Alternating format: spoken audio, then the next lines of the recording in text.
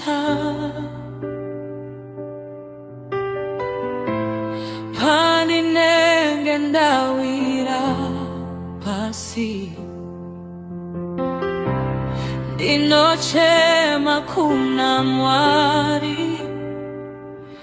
Imi muno ndisimuta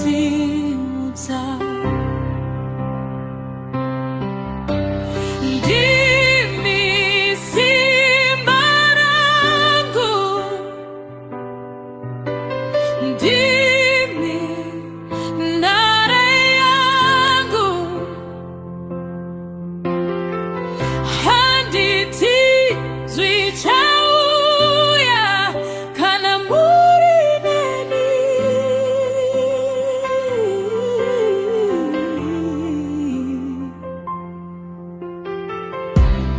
Vanhu vangandisiya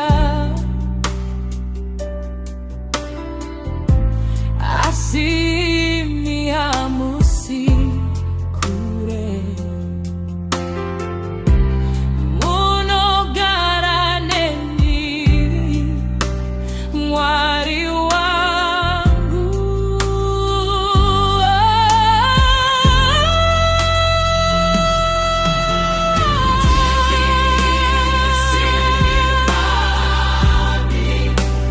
Ndimi simba rangu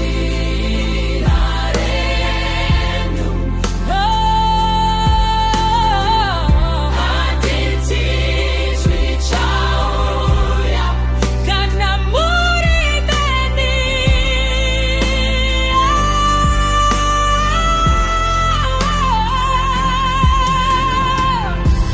simba renyu